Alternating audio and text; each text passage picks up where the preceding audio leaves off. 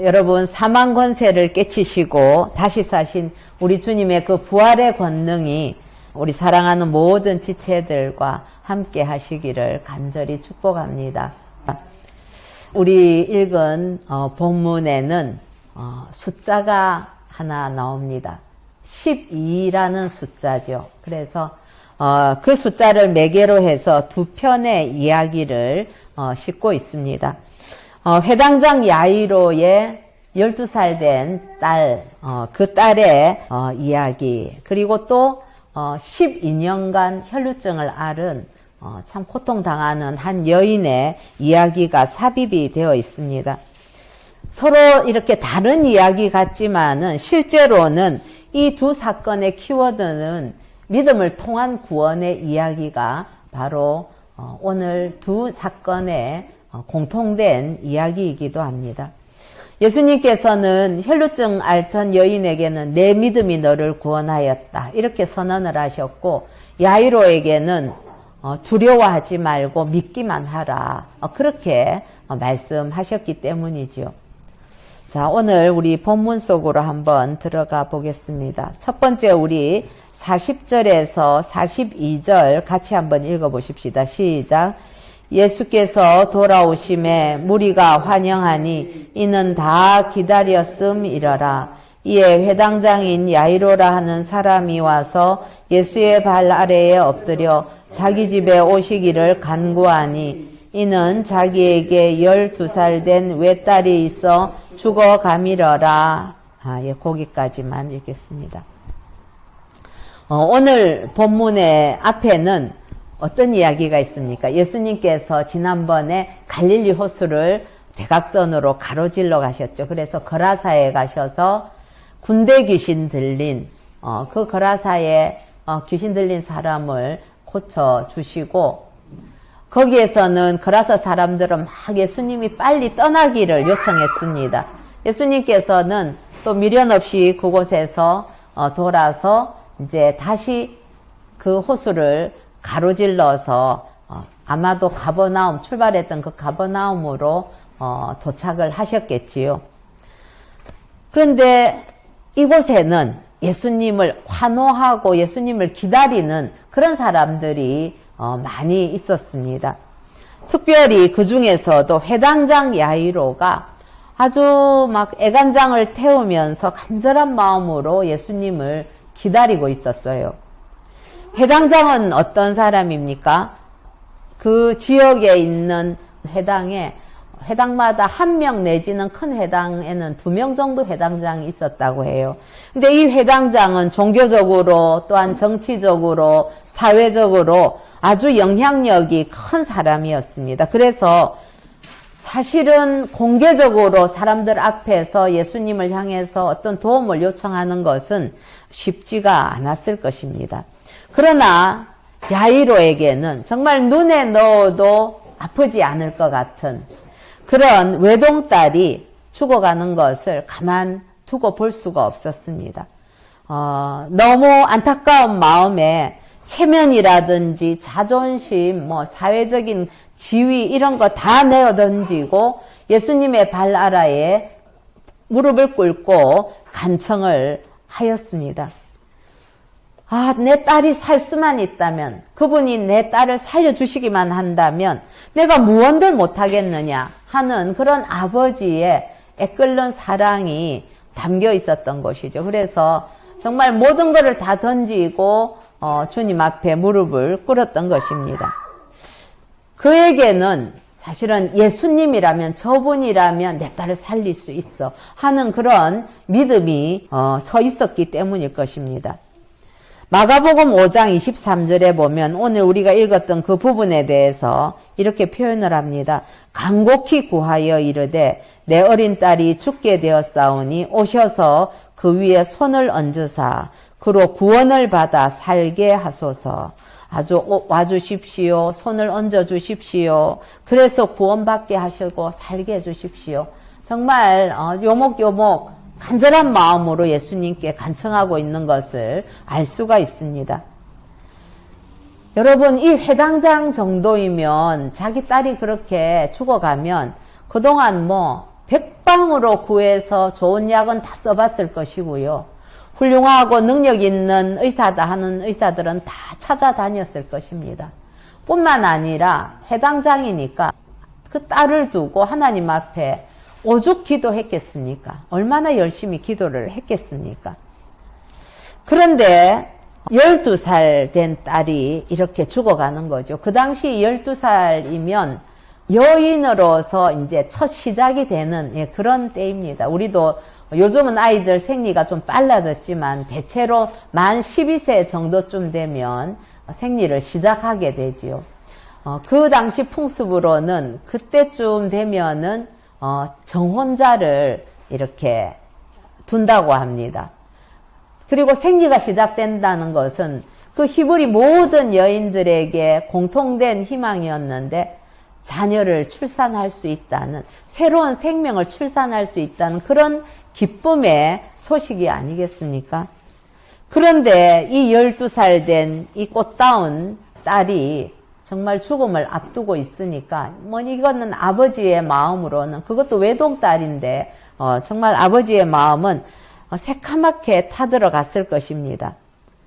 그런데 마침 예수님께서 호수 저편에 가셨다가 다시 돌아오신다는 그 소식을 듣고 간절하게 그 해변에서 예수님을 발을 동동 구르면서 기다리고 있었던 것이지요. 예수님께서는 이 야이로의 간청을 다 들으시고는 가타부타 말이 없이 바로 즉시 망설임 없이 발걸음을 야이로의 집으로 옮기십니다. 그 간청에 응답을 하신 것이지요. 그렇습니다. 저는 예수님의 이러한 모습, 그리고 야이로가 딸을 사랑하는 그 모습을 바라보면서 하나님 아버지께서도 죄로 죽었던 저와 여러분들을 살리기 위해서 기꺼이 아들 독생자 예수를 십자가에 내어주시면서, 어떤 의미에서는 이것은 예수님이 직접 인간의 몸을 입고 오셔서 그 당신의 몸을 십자가에 날리시면서 온몸을 그렇게 날려서 우리를 구원하셨습니다. 사랑하는 성도 여러분, 야이로에게 그 외동딸이 끔찍이도 귀했던 것처럼 저와 여러분은 하나님께 그렇게 둘도 없는 천하에서 한 생명으로 모두 한 사람 한 사람이 다 외동딸, 외동아들과도 같은 그런 소중한 대우를 우리는 받았던 것입니다. 그래서 아들의 생명과 맞바꾸는 엄청난 사랑과 은혜를 입은 자들이 바로 저와 여러분들이라는 사실을 잊어서는 안 되겠습니다. 이제 예수님께서 가실 때에, 그런데 무리가 밀려들더라, 그렇게 42장 마지막에 이야기를 하고 있습니다. 바쁘게 이제 걸음을 옮겨서 예수님께서 가시는데 예수님 주위로 사람들이 확 몰려들었습니다. 마가복음 5장 24절에는 이에 그와 함께 가실새 큰 무리가 따라가며 애워싸 밀더라, 이렇게 표현을 합니다. 얼마나 많은 사람들이 예수님을 기다리고 예수님을 쫓았는가 하는 걸 알 수가 있죠. 사랑하는 성도 여러분, 이들은 어떤 사람들이었겠습니까? 기적에 굶주린 그러한 군중들이었습니다. 그동안 예수님께서 가버나움에서 여러 가지 많은 일들을 행하셨죠. 그 소문을 들었죠. 그래서 그 예수님께서 행하시는 그 이적들을 보고 싶어하는 자들이지요. 그리고 그 권세에 대한, 권능에 대한 지나친 그런 욕망을 느끼는 그런 무리들이었을 것입니다. 그래서 정말 누군가는 뒤에서 밀어대고 막 어쨌든 예수님 옆에 아니면 앞에 그렇게 있고 싶어서 앞에서는 자리를 안 뺏기려고 막 밀쳐내고 뒤에서는 예수님을 옆에 바로 그 뒤에 가서 붙여서 쓰려고 밀어대고, 그야말로 이 군중의 무리들은 떠밀려서 가고 있는 것이지요. 여러분, 이들은 무엇을 위해 이렇게 몰려들고 예수님을 쫓아가는 것입니까? 오늘날 우리는 무엇을 위해서 주님을 따라가는 이 큰 대열에 합류해 있는 것인지요? 혹시라도 기적을 목격하고 내가 원하는 어떤 응답을 얻기 위해서 떠밀려가는 것은 아닌지, 우리가 순간순간 가던 길을 멈추고 나는 왜 예수를 믿는가? 내가 예수 믿는 목적이 무엇인가 하는 것을 늘 질문하면서 내가 바른 방향으로 가고 있는지 그 방향을 늘 점검해야만 할 것입니다. 믿음의 주요 온전케 하시는 이인 우리 주 예수를 따라서 가는 것인지 아니면 내 욕망을 따라서 가는 것인지 똑같이 대열 안에 있다 할지라도 나의 목적은 무엇인지를 늘 주님 앞에서 우리가 정직하게 묻고 대답하는 그런 은혜가 있기를 우리 주 예수님의 이름으로 축복합니다. 이제 우리 두 번째 어떤 한 사람을 이제 만나게 됩니다. 12회 혈류증을 앓던 여인입니다. 우리 43절과 44절 같이 한번 읽어보십시다. 시작. 이에 12회를 혈류증으로 앓는 중에 아무에게도 고침을 받지 못하던 여자가 예수의 뒤로 와서 그의 옷가에 손을 대니 혈류증이 즉시 그쳤더라. 여러분, 얼마나 애워싸서 물려가는 그 무리속을 비집고 안간 힘을 쓰고 그 사람들 사이를 비집고 오는 한 여인이 있었습니다. 12회 동안 혈류증을 앓아서 그 여인의 얼굴은 아마 창백했을 것입니다. 그리고 정말 쓰러질 것 같은 그렇게 정말 비쩍 말라있는 사람이었을 것입니다. 야이로의 그 딸이 12살인데 이제 막 생기를 시작할 시기라고 했죠. 그런데 이 여자가 만약에 자기가 생리를 시작하자마자 이 혈류증이 있었다고 생각을 한다 하면 아마도 최소한 24살은 지난 그런 여인일 것입니다. 그 당시로 보면은 그 나이 24살 정도만 돼도 아이가 벌써 몇이나 되는 그런 나이지요. 여러분, 이 혈루증은 어떤 병입니까? 이거는 구약에서 보면 유출병 이렇게 표현을 하고 있거든요. 생리가 아닌데도 계속해서 하혈을 하는 것입니다. 저는 이 혈루증 들린 이 여인의 이야기를 들을 때마다 이 여인의 고통이 얼마나 심한가 하는 것을 이렇게 공감이 됩니다. 여러분, 구약에서 이 병은 부정한 것입니다. 그리고 이 병을 앓게 되면 부정한 자에 속하기 때문에 성 안에 들어와서 예배를 드릴 수도 없습니다. 뿐만 아니라 가족과도 부정한 자이기 때문에 함께 지낼 수가 없습니다. 부정한 사람 만지면 같이 부정해지기 때문에 그렇죠. 세장에 나가서 자기가 원하는 물건 마음대로 사고 팔고 할 수도 없습니다. 물을 한 모금 마시고 싶어도 사람들이 있는 곳에 함께 마실 수가 없고요. 이게 씻어야 되는 병인데 사람들이 있을 때는 물가에 나갈 수도 없는 그런 병이었습니다. 여러분, 그러다 보니까 이건 누구하고도 함께 지낼 수 없는 철저히 혼자서 외롭게 고립된 생활을 해야 되는 그런 병을 12년이나 앓고 있는 상황인 것이지요. 그래서 마가는 안타까운 이 여인의 사정을 이렇게 쓰고 있습니다. 5장 26절에 보면 많은 의사에게 많은 괴로움을 받았고 가진 것도 다 허비하였으되 아무 효험이 없고 도리어 더 중하여졌던 차에 이제 그 여인에게 남은 것은 아무것도 없었습니다. 사실 여자에게 생리가 시작됐다는 것은 아이를 생산할 수 있는 능력을 의미하는 것인데 이 여인은 역설적으로 생리가 그치지 않고 있기 때문에 도리어 아이를 낳을 수 없는 그런 지경이 된 것이지요.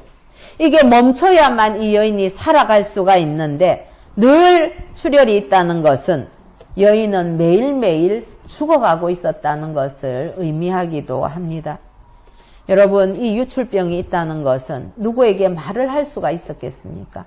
얼마나 극심한 수치감, 그리고 당황스러움, 그리고 사람들과 하나님으로부터 내가 버림받았다는 그러한 상실감, 거기에다가 완전히 파산에 이르기까지 한 그런 지경이었기 때문에 아마도 이 여인의 영혼은 이미 죽었다고 해도 과언이 아닐 것입니다. 그러던 중에 해변에 바로 그분이 오신다는 소식을 들었던 것이지요. 여러분, 이 여인이 들을 때 예수라는 그분은 나인성 과부의 죽은 아들을 살렸다고 했습니다. 뿐만 아니라 백부장의 종을 낫게 해주셨다고 들었습니다. 또 회당에서 손 마른 사람의 그 오른손을 펴게 하셨다는 그분, 바로 예수님이 오신다는 소식을 이 여인은 들었던 것이지요. 그러자 이 여인의 마음속에는 갑자기 정말 예수님으로 불타오르듯이 막 예수님으로 꽉 차올라왔던 것 같습니다. 그래서 마가복음 5장 28절에 보면 이렇게 표현을 합니다. 이는 내가 그의 옷에만 손을 대어도 구원을 받으리라 생각함일러라. 예. 여러분, 우리가 그런 경험들이 있죠. 때로는 무언가가 이렇게 우리의 마음을 확 끌어오르게 하면은 다 될 것 같습니다. 막 그런 믿음이 어디서 나오는지, 내가 그분만 만나면 난 이게 막 다 해결될 것 같아 하는 그런 믿음이 용솟은 칠 때가 있지요. 여인은 그렇게 생각했을 것입니다. 그래, 내가 일생에 이거 단 한 번이야. 내게 온 단 한 번의 기회야. 난 그분 옷에만 손대도 좋아. 나는 야이로처럼 예수님 앞으로 당당히 나가서 예수님께 내 형편을 이야기할 만한 처지도 안 되잖아. 사람들이 내가 유출병 환자라는 거 알면 부정하다고 나를 막 예수님 앞에서 다 끌어내버릴지도 몰라. 나는 그냥 예수님 뒤에 조용히 가서 내가 예수님 그 옷에 손을 대기만 해도, 난 그것만 해도 난 나설 수 있을 것 같아 하는 그 여인의 간절함이 있었던 것이죠. 여러분, 이 여인에게는 야이로처럼 앞으로 나갈 수도 없었고 그냥 예수님의 그 옷자락을 한번 만지는 것이 그 여인이 할 수 있는 유일하고도 최선의 방법이었습니다. 사랑하는 성도 여러분, 이 여인이 간절히 사모하는 마음으로 주님을 향해서 막 나아갑니다. 대체로 남자들이 많았을 것인데 어디서 그 비실비실하던 몸에서 힘이 막 났는지 사람들 사이를 막 헤치면서 나아갑니다. 여러분, 수많은 사람들이 있어도 그 여인의 눈에는 지금 누구만 보였을까요? 예수님의 뒷모습, 그것만 보였을 것입니다. 그리고 드디어 주님의 그 옷자락에 손을 내밀어 닿는 그 순간 예수님의 능력이 피를 흘리시듯이 예수님의 그 능력이 이번에는 피 흘리는 것처럼 여인에게 유출이 되었습니다. 그리고 여인에게서 유출되던 그 피는 멈추었습니다. 12해 동안 정말 죽음 같던 그 시간들은 이제 넘어가고 다시 새로운 삶이 시작하는 것이 가능해졌습니다.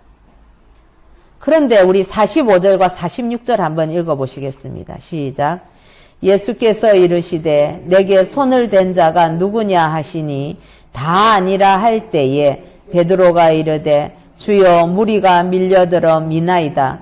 예수께서 이르시되 내게 손을 댄 자가 있도다. 이는 내게서 능력이 나간 줄 알미로다 하신대. 예. 그런데 이 여인이 예수님을 터치하고 나서 예수님께서 갑자기 바쁘게 가시던 그 발걸음을 멈추십니다. 그리고 뒤를 돌아보시면서 내게 손댄 자가 누구냐라고 찾으시는 겁니다. 아닙니다. 난 아닙니다. 사람들이 다 아니라고 부정을 했죠. 그러자 베드로는 황당한 듯이, 다른 복음서에는 베드로와 함께 있는 자들이 이렇게 표현합니다. 그러니까 다른 제자들도 다 같이 예수님께 반문했다는 거죠. 아니, 그렇게 예수님 누가 손댔느냐 지금 이 지경에 물으시면 여기 있는 사람이 다 손댄다지요. 지금 예수님께 손 좀 댔다고 해서 그건 무슨 큰일입니까? 그게 무슨 대수라고. 지금 야이로 회당장 집으로 빨리 가야 되는데 이 발걸음을 멈추시고 굳이 찾을 수도 없을 것 같던 그 예수님께 손댄 자를 찾으려고 하십니까? 하는 그런 마음으로 베드로는 지금 반응을 하고 있는 것입니다. 그런데 주님은 길을 멈추시고 그 많은 군중 중에서 우리 주님과 1대1로 교감을 가진 그 단 한 사람을 드러내기를 원하셨습니다. 이제 예수님의 그러한 모습을 보고 이 여인은 막 가슴이 철렁 내려앉았겠죠. 그리고 정말 스스로 숨기지 못할 것을 알고 떨면서 나와서 엎드려서 그 손을 댄 이유와 또 나은 것을 모든 사람 앞에서 다 이야기를 합니다. 그러자 예수님께서는 딸아 내 믿음이 너를 구원하였으니 평안히 가라 이렇게 말씀을 하십니다. 여러분 그 당시 관례상 여인이 다른 남편이 아닌 남자를 만지는 것도 그거는 불가능한 일입니다. 그렇게 해서는 안 되는 일입니다. 그런데 부정한 여인, 부정한 자라면 뭐 더 말할 것도 없는 것이죠. 그래서 이 여인이 예수님의 옷자락을 만졌다는 것은 부정한 여인인데도 만졌다는 사실은 모든 금기를 다 깨뜨린 그러한 행동이었습니다. 그런데 우리 주님께서는 그 여인을 향해서 네가 여잔데 왜 나를 만지냐, 왜 그랬냐 그렇게 꾸짖지 않으십니다. 오히려 이 여인의 믿음을 칭찬하시면서 내 믿음이 너를 구원하였다. 평안히 가라 라고 말씀을 하시는 것입니다. 사랑하는 성도 여러분, 이 혈루증 앓던 여인은 우리 주님의 옷자락을 만졌을 뿐인데 이제 그녀는 육신의 질병도 치유를 받았을 뿐만 아니라 율법적으로도 영적으로도 정하게 되었고 그리고 평안하라는 그 은혜까지 덤으로 받았습니다. 이처럼 믿음의 역사는 육신뿐 아니라 영혼까지도 치유한다는 것을 우리는 오늘 사건을 통해서 알 수가 있는 것이지요.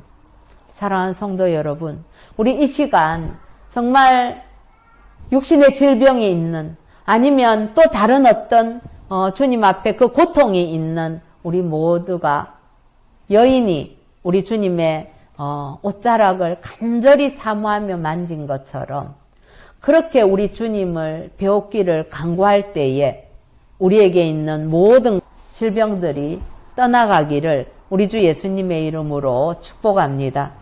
이제 우리 세 번째 장면이 나오지요. 혈루증 앓던 여인의 행보가 지체가 되었을 때에 여러분 누가 가슴이 타고 있었을까요? 예. 야이로는 정말 안절부절하지 못하면서 속이 타들어갔을 것입니다. 아니 지금 내 딸 고쳐주러 빨리 가셔야 되는데 예수님은 뭐 굳이 그렇게 저 여인을 막 드러내가지고 그 해야만 되나 얼마나 마음속으로 이렇게 답답함이 있었겠지요. 그런데 그런 상황에서 비보를 접합니다. 우리 49절 같이 한번 읽어보십시다. 시작.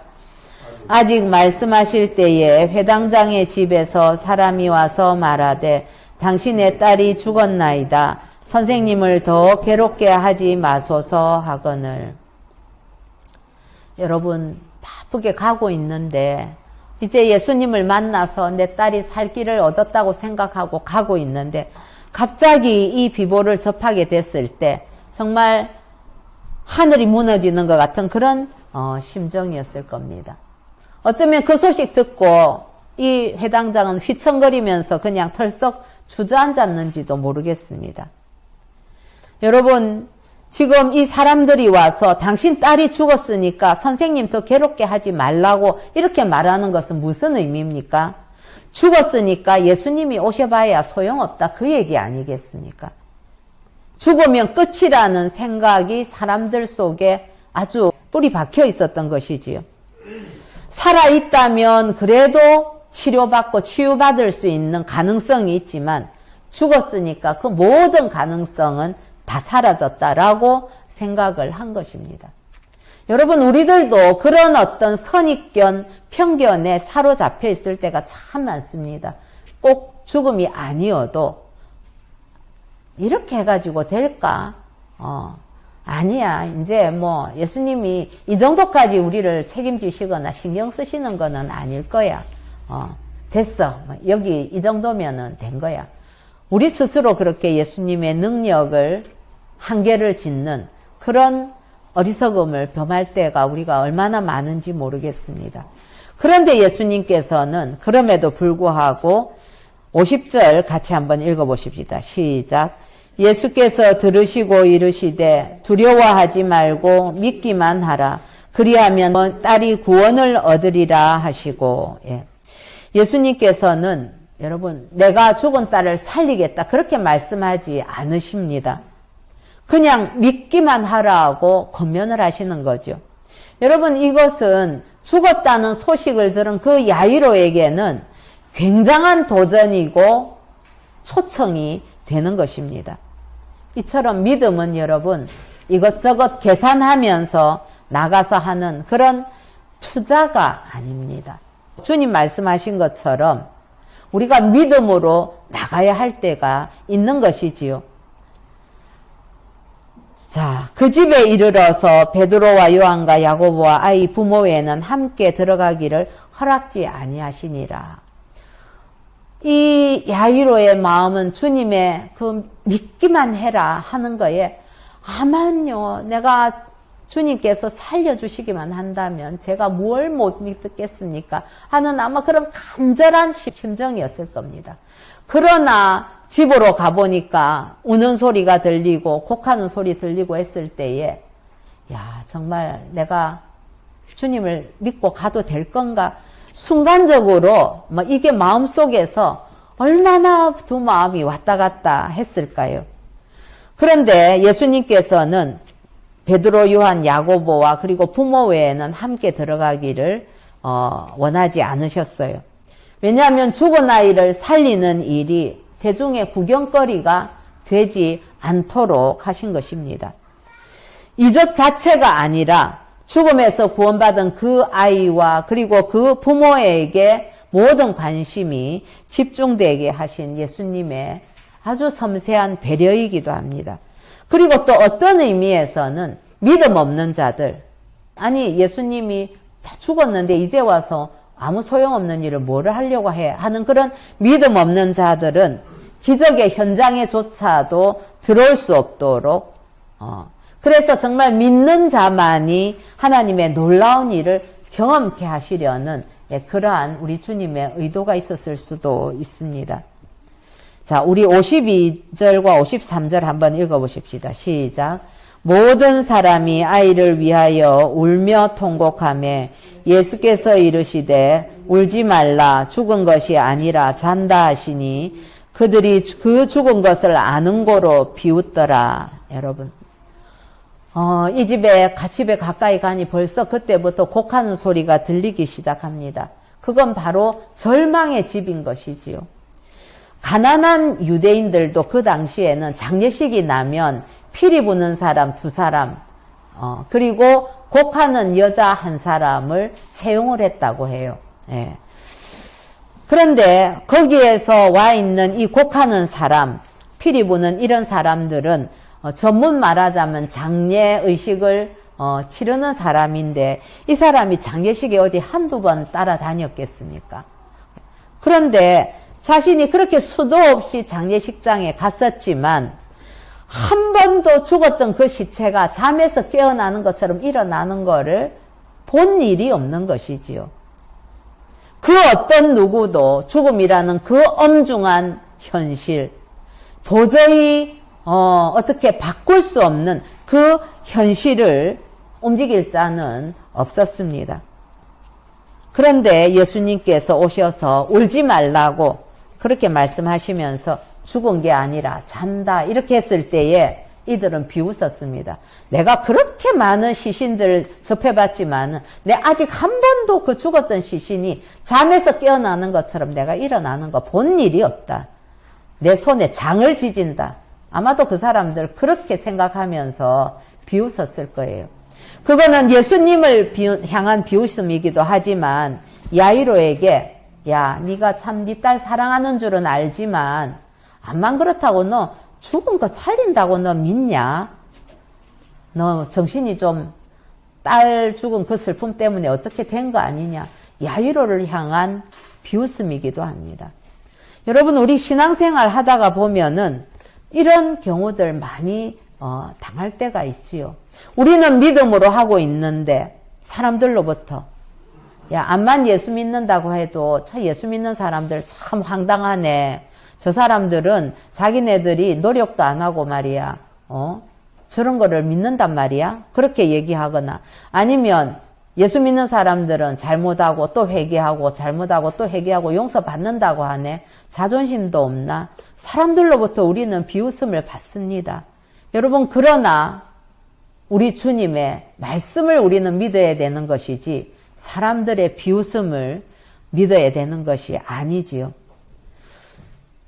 죽은 자를 살리는 것, 이것은 우리 예수님께는 자는 사람 깨우는 것만큼이나 쉬운 일이었습니다. 문제는 우리가 예수님을 그런 분으로 믿느냐 안 믿느냐 하는 것이 문제인 것이지 예수님의 능력이 문제가 될 수 없는 것입니다.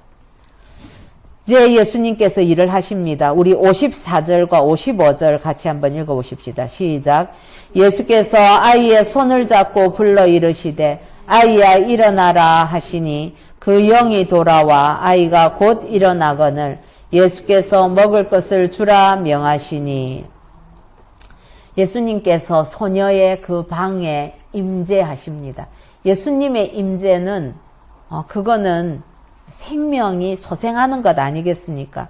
야이로가 그래서 청한 것처럼 아이의 손을 잡으십니다. 저는 참 예수님께서 때로는 그 요청하는 사람들의 그 요청대로 예수님께서 다양한 방법으로 그렇게 치유하시고 살리시는 것을 볼 때마다 우리 주님께서 우리의 한 사람 한 사람의 인격과 그 마음을 얼마나 존중해 주시는지 참 몸둘 바를 모르겠다는 그런 심정을 갖게 됩니다. 그 아비가 야이로가 예수님 오셔서 아이 손을 잡고 그렇게 해주시면 살 것 같습니다. 나을 것 같습니다. 그랬는데 정말 예수님께서는 아이 손을 잡고 불러서 이르시되 아이야 일어나라 이렇게 하는데 우리 마가복음 5장에 보면 이렇게 얘기합니다. 그 아이의 손을 잡고 이르시되 달리다 쿰 하시니 번역하면 곧 내가 내게 말하노니 소녀야 일어나라 하심이라. 예. 달리다 쿰 이거는 아람어 그 당시에 사용하던 아람어였습니다. 그러자 정말 기적이 일어났지요. 아이의 그 모든 것이 깨어나면서 그렇게 다시 일어나게 되니까 예수님께서 먹을 것을 주라 그렇게 명을 하십니다. 다시 먹을 수 있다는 것은 다시 살아났다는 것 아니겠습니까? 야이로의 이름이 깨운다는 그런 의미가 있습니다. 참 절묘한 조화가 되는 것이죠. 이렇게 아이가 살아난 것은 예수님의 십자가의 사건과 연결이 됩니다. 예수님은 아이에게 생명을 주시는 대신에 죽음의 길로 걸어가셨습니다. 이제 다음 장인 여기가 8장 마지막인데 다음 장 9장 이제 하반절에 보면 예수님께서 십자가를 지기 위해서 예루살렘을 향하신다 하는 말씀이 나옵니다. 그리고 예수님이 베푸시는 그 치유와 회복의 역사는 장차 임하게 되는 영원한 치유와 회복의 전조가 되는 것입니다.